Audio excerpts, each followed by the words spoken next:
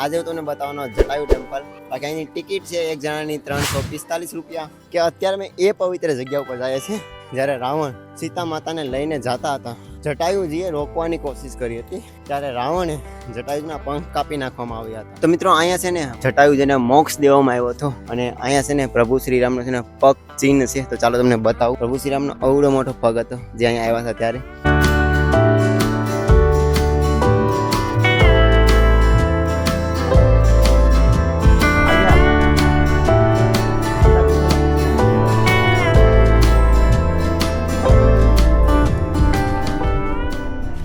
Good morning મિત્રો, કેમ છો બધા? મજામાં ને? તો અમે છે ને રાતે રોકાણા કંઈક આવી જગ્યાએ ટેન્ટ લગાવ્યા હતા અને અમને છે ને પરમિશન આપી દીધી ભાઈએ.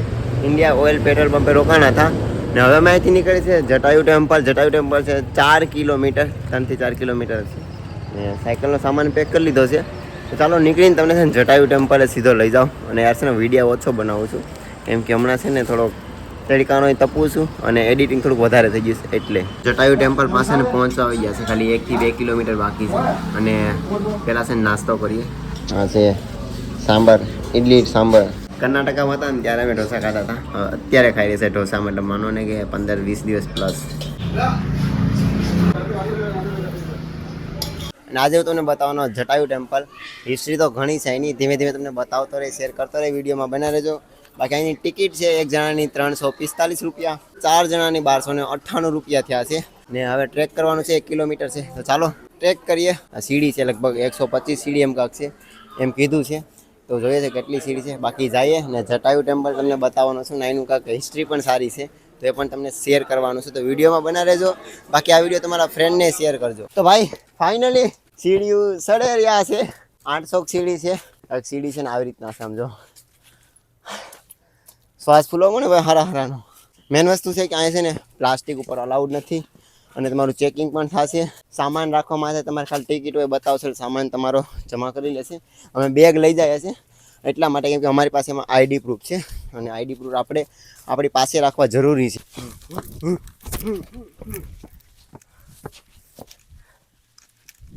અને મિત્રો એક વસ્તુ તમને કહેતા ભૂલી ગયો. હવે તમને એની હિસ્ટોરી બતાવું કે અત્યારે મેં એ પવિત્ર જગ્યા ઉપર જાય છે. આ જગ્યા છે ને રામાયણથી જોડાયેલી છે.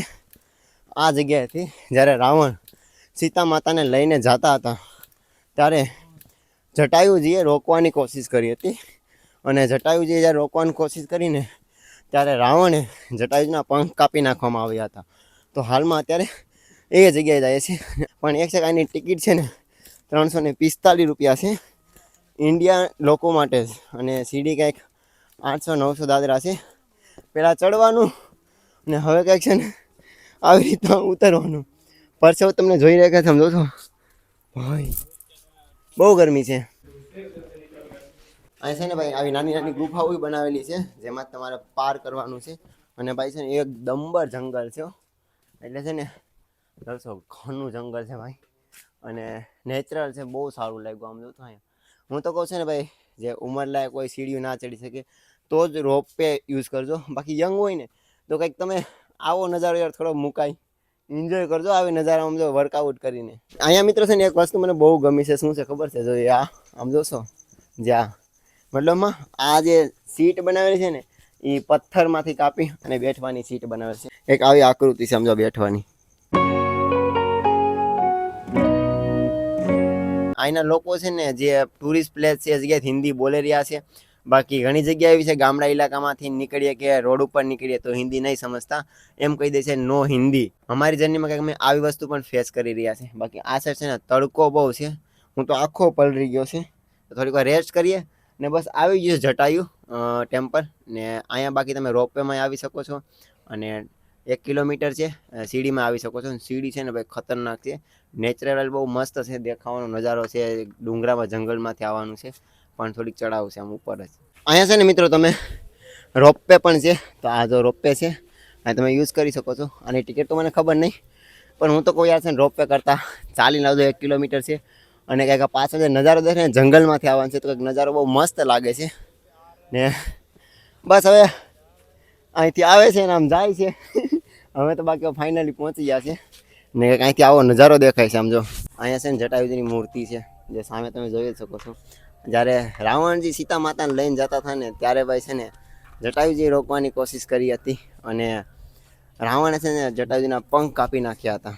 તો એ જગ્યા છે આ જટાયુજીની બહુ મોટી પ્રતિમા બનાવવામાં આવી છે. અને મિત્રો અહીંયા છે ને ભાઈ જ્યાં નજારો પાછળથી જોવા મળે ને શું મસ્ત છે, મતલબ જંગલ જ છે આજુબાજુ બધું. અને દરિયો કમસે અહીંથી 15 કિલોમીટર આ સાઈડ દરિયો છે.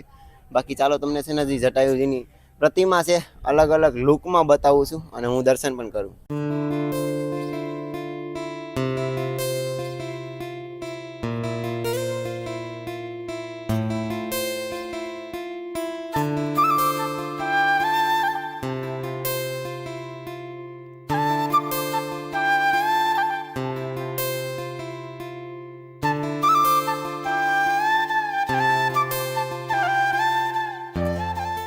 હવે છે ને મિત્રો અમે ભાઈ જટાયુજીની જે પ્રતિમા છે ને મતલબ ફરતી કર ફરવાનું છે.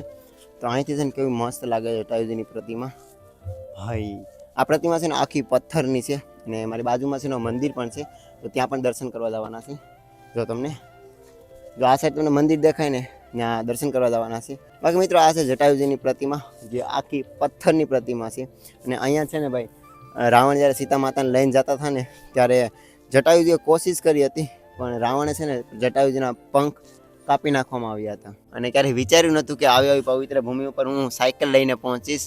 તો આ જ છે ભાઈ, મતલબ વર્ડ નથી મારી પાસે બોલવાના, બટ આ જ છે જટાયુજીની મૂર્તિ. તો જોઈ લ્યો. અને આ જ પવિત્ર ભૂમિ છે જ્યાં જટાયુજી પંખ કાપ્યા પછી પડ્યા હતા. જ્યારે રાવણે પંખ કાપી નાખ્યા ને ત્યાર પછી અહીંયા જ પડ્યા હતા. તો મિત્રો અહીંયા છે ને મારી પાછળ જે મંદિર જોશો ને ત્યાં છે ને પ્રભુ શ્રીરામની બહુ મોટી બધી પ્રતિમા છે. અને અહીંયા દર્શન કરવા જરૂર આવજો જો તમે આવતા હોય તો. જટાયુજીને મોક્ષ દેવામાં આવ્યો હતો. અને ભાઈ અહીંયા છે ને 2017થી આ દીવો છે ને કન્ટિન્યુ સળગાવવામાં આવે છે. અને અહીંયા છે ને પ્રભુ શ્રીરામનો છે ને પગ ચિહ્ન છે. તો ચાલો તમને બતાવું. ભાઈ ઈસ સાઈડ છે આજા એક બાર. મિત્રો આ જે પવિત્ર ભૂમિ છે ને ત્યાં તમને આ છે પ્રભુ શ્રીરામના પદ ચિહ્ન જે આ તમે જોઈ રહ્યા છો. આ છે પ્રભુ શ્રીરામના પગ ચિહ્ન. ને જટાયુજીને અહીંથી મોક્ષ દેવામાં આવ્યો હતો અને પછી અહીંથી જતા લંકા. એક હકીકત કહું ને ભાઈ, જબ તક સૂરજ ચાંદ રહેગા તબ તક પ્રભુ શ્રી રામ કા નામ રહેગા. હવે મિત્રો અમે છે નીચે જઈ રહ્યા છે. અને એક વાત તમને કહી દઉં કે ભાઈ જો તમે અહીંયા આવતા હોય તો 3 કલાકનો ટાઈમ આપે છે અને 345 રૂપિયા ટિકિટ છે. અને 1 કિલોમીટરની સીડી છે, જો તમે ઉતરી અને જઈ શકો અને ચડીને જવાનું. ને બાકી રોપવેનું ઓપ્શન એ છે, જો તમને રોપવે જોવા મળે છે એમાં તમે આવી શકો છો. 2 અવેલેબલ છે. હવે અહીંથી અમે નીકળીએ અને કન્યાકુમારી તરફ હવે નીકળવાનું છે અમારે. અને કન્યાકુમારી છે અહીંથી 300 કે 250 કિલોમીટર એમ કાંક છે. બાકી આવી રીતના સીડીઓ છે. સમજો આ પહાડ છે ને એમાં સીડી બનાવેલ છે અને ડાઉનમાં છે ને આમ પથ્થરમાં આવેલું જવાનું છે.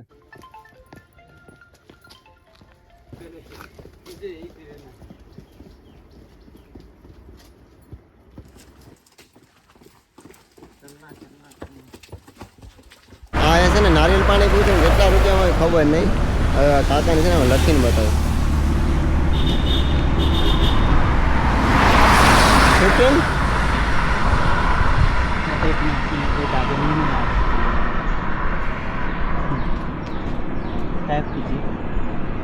This price is a tab. One piece. 60 रुपये का मैं वहीं कह रहा हूँ. ઓકે મલાઈ भैया मलाई all ઓકે અહીંયા હા ઓકે 2 પીસ. ભાઈ તડકો લાગે છે ને કે આવી રીતના મેં હાલત મારી બનાવી લીધી છે. બાકી 60 રૂપિયા નારિયેલ મળે છે તો ભાઈ પીએ, કેમ કે ભાઈ ના કેરલામાં આવે નારિયેલ ના પીએ તો કંઈ કામનું નહીં ને. બાકી લેંગ્વેજ તો સમજ નહીં આવતી હજી.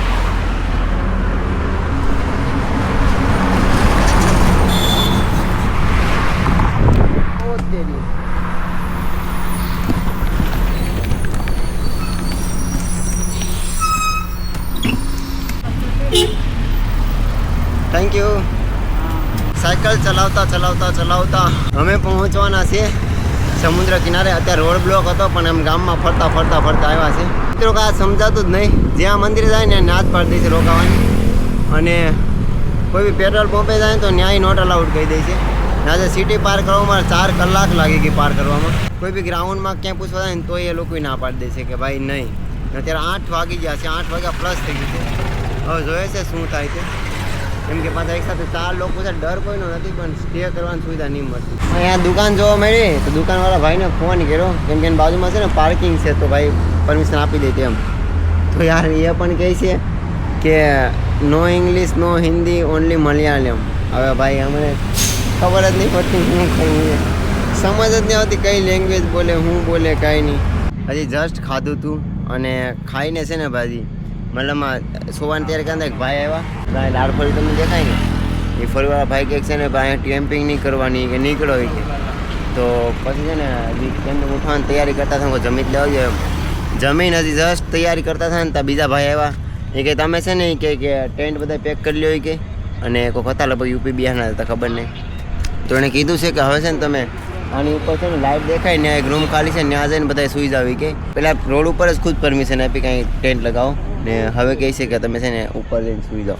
તો અત્યારે સામાન પાછો પેક કરી રહ્યા છે અને ઘડીક તો છે ને એમ થયું હતું કે યાર કે મતલબ કીધું કે તમે નીકળો તો એમ થયું કે યાર ક્યાં જશું રાતના. એટલે કેટલામાં એક વસ્તુ ખબર પડી ગઈ કે તમે 10-15 જગ્યાએ પૂછો ને તે તમારે એક ઓપ્શન મળે કે રોકાવાનું, અને મંદિરોમાં છે ને ના પાડી દે અને એમાં સીધા કંઈ નોટ અલાઉડ. એ કાં તો છે ને એ મલયાલમ ભાષામાં કંઈક વાત કરે એટલે વડવડે રહેશે કામ કરે, મગજમાં ના મગજમાં ઉપરથી વહી જાય એવું થાય છે. બાકી અત્યારે સામાન પેક કરીએ. મારી ટેન્ટમાં જો આમ એમને પહેર્યું છે બધું ભરેલું, કેમ કે છે ને અમે ખાવાનું બનાવતા ને બધું ખોયલું હતું એટલે.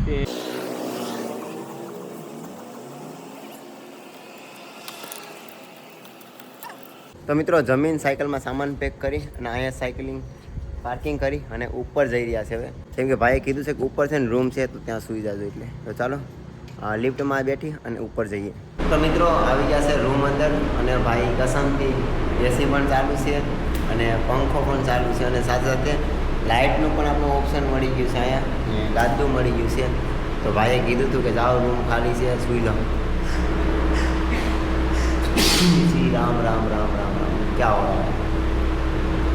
બાકી ચાલો બધાને ગુડ નાઇટ, સુઈ જાઓ બધા, સુઈ જાઓ સુઈ જાઓ. કેટલા વાગ્યા છે? 11 વાગ્યા. ઘડીક તો એમ થતું હતું કે યાર કે રાતની સાયકલ આવી જશે, પણ અત્યારે ખુશ કેટલો છું એટલે થોડીક તો હેલ્પ કરી દીધી યાર કેરલાવાળાએ.